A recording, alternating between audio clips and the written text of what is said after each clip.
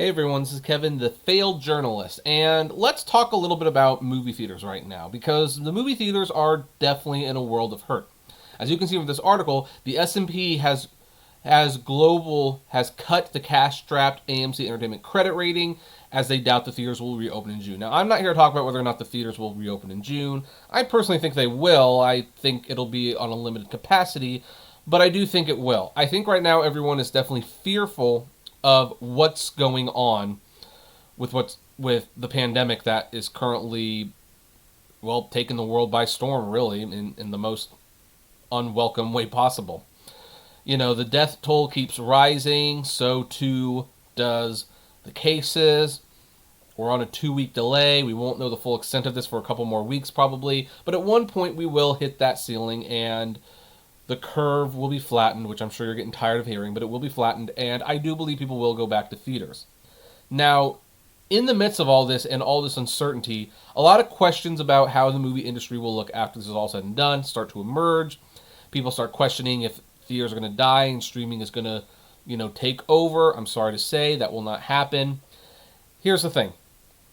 The current movies that are in theaters went to stream because they didn't have much of a choice to. But if the movie companies honestly thought that they could do better on streaming than they could in theaters, all the stuff would be coming out on streaming. This would be used as a perfect opportunity to just cut those pesky theaters out. But no, movie studios acknowledge and understand that movie theaters is where they make the vast majority of their money. That's why I thought it was crazy, absolutely bonkers. You started reading articles like, oh, Mulan and Black Widow are being rumored to go to Disney Plus, and Wonder Woman 84 will probably go to the new HBO Max. No, guys. These companies are losing money, and those movies could become billion-dollar hit movies. They need those movies in theaters to help ease some of the pain that they are feeling from everything being closed.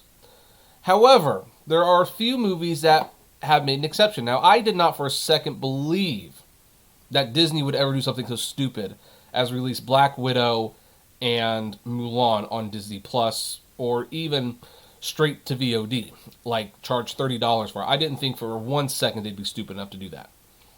That doesn't mean I wasn't thinking about it for other movies, though. Even before the virus hit, I was thinking, yeah, they might take Call of the Wild and dump it on Disney Plus because it doesn't look like it's going to make a lot of money, and it didn't. They took a bath on it, but hey, they got something out of it. But the other movie that I thought might have been in trouble with Artemis Fowl, a movie that maybe could start a new franchise. It's certainly an untested IP in terms of the movies, but it also does not have a lot of people talking about it. I don't even know about any people who are really excited for it. It's been pushed back twice, and well, the story did finally break that Disney was breaking the theatrical window, and Artemis Fowl will be debuting on Disney Plus in the future. The film was slated for theatrical release May 29th. That, I'm pretty sure, was not going to happen. So, as movie theaters remain shuttered across major markets, Disney is foregoing the theatrical window for its family adventure film Artemis Fowl, opting to debut it on Disney Plus at a future date. The film, based on Owain Colfer's children's books of the same name and directed by Kenneth Branagh, great director, Kenneth Branagh, and starring Judi Dench, Colin Farrell, and Josh Gad, great cast, was slated for theatrical release May 29th. Now, as studios are forced to shift summer movies due to the movie theater shutdown caused by the global pandemic that's out there, the C-virus pandemic that we can't talk about, the theatrical slate for the latter half of 2020 is fast getting booked up. Disney opted to push forward several digital and VOD releases as theaters began shutting down last month, with Onward, The Call of the Wild, and the home release of Frozen 2 going online early for purchase and rent. But the studio had not broken the theatrical window until now, opting instead to push back its major summer films. Now, here's the comment that I find to be very interesting. Disney is following the footsteps of Universal Pictures, which announced last month that its family animated film Trolls World Tour, initially slated for theatrical release, will instead debut on VOD on April 10th. The decision led to harsh words from John Fithian, chief of the National Association of Theater Owners, who said, unlike every other distributor who must simply delay their releases in that time period, but still understand that theatrical release is essential to their business model, Universal on Trolls didn't make the decision exhibitors will not forget this. Now then, when you read something like that and you read the headline, you have to wonder, are theaters going to forgive Disney for breaking the theatrical window for Artemis Fowl? Because here's the thing, make no mistake, they will pay back Universal. I mean, John Campy explained it perfectly. Hey, you're not going to read about it in the trades or anything like that. You know what's going to happen? They're going to deny Universal movies like their Prime and Dolby screens and the XD screens. They're going to debut the film on 2,500 screens as opposed to 4,000 screens. They'll get their money. They'll sell their popcorn. But hey, they will punish Universal for this. But will they punish Disney? Are they even in a position to punish Disney? Well, it kind of depends on the circumstances, but I'm going to suspect no. I'm going to suspect no. And here's why. I think Disney probably talked to the theaters about this.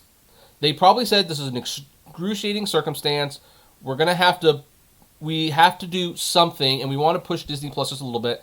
We're going to put this straight to video on demand instead of theaters. Now, that's step number one. They probably talked to the theaters, and the theaters probably weren't happy about it, but they probably gave the blessing because they bothered to talk to them. Universal did not talk to the theaters when they decided to view Trolls on VOD in a week now. They didn't do that, so that will make the world of difference. Number two, Artemis Fowl is debuting on Disney Plus. You're not going to pay any extra money for it. It's not going to be rented. It's, for all intents and purposes, going to be a freebie. Whereas Trolls World Tour, Universal is clearly trying to make some money off of it. They are using this as a test to see how much they can make without the theatrical model. That's difference number two. I don't think the theaters can complain too much if it's on Disney Plus because it's a freebie. It's a freebie. And in fact, Disney also did this before. Noelle was supposed to be a theatrical release, and Disney decided, you know what? It's going to be a Disney Plus movie instead. And as a result, you didn't hear any theaters complain about that because it was like, okay, you switched it from theatrical and you're now giving it away for free. Oh, well, what can we say to that? What can we say to that? So that's difference number two. Here's the third difference. Trolls World Tour was advertised as being in theaters and video on demand simultaneously, basically making it look like the theaters were okay with this and the theaters were giving their blessing. No, that's not what happened. The theaters knew that they would not be open on April 10th. For that matter, Universal knew that the theaters would not be open on April 10th. But Universal is pretending that you still have a choice. You know what? I'm going to be very fascinated because I have drive-in theaters near me, and we've kind of been taking advantage of them here and there. I told Katie, on April 10th, I want to see Trolls World Tour if it's going to be in a drive-in theater. I don't want to support the instant on-demand thing. I don't want to support the breaking the theatrical window like this, in this method. So if it's in the drive-in theaters, let's go see it. Now, it'll be fascinating because if it's not in the drive-in theaters, which are the only theaters that are open right now, then it brings some questions whether or not it does show that Universal is being deceptive when they said, oh, it's going to be in theaters and digital on demand on the same day. And if there's one thing theaters hate, it's day and date. And here's the thing. A lot of movies are day and date. Steven Soderbergh's Bubble, there was that Mel Gibson cop movie, whose name I can't remember right now. They were really good movies, but they did pitiful business both on digital and in the theatrical window. So I think this is going to be a little different. I mean, of course, we'll have to wait and see. It could be a situation where maybe Universal was the first penguin in and now the other studios are jumping in. But I sense this one's going to be a little bit different because I think Disney's just cutting their losses with this one. Like, hey, we need to get people signed up for Disney Plus. That's really the only thing we can sell them right now, but we need content. We don't have content for them.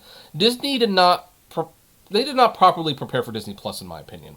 They rushed it out, and yeah, they had The Mandalorian, and they have that Diary of a Future President, which was kind of a cute show, but they don't have anything that people really wanted to watch. The reason people are subscribing right now is because they're stuck at home. But if they really want to get people to subscribe, this might be one way to do it. Like, hey, this is a summer movie premiering straight at home, but they're not getting any extra money out of it outside of that, and they probably talked to the theaters about this. The theaters probably gave them their blessing.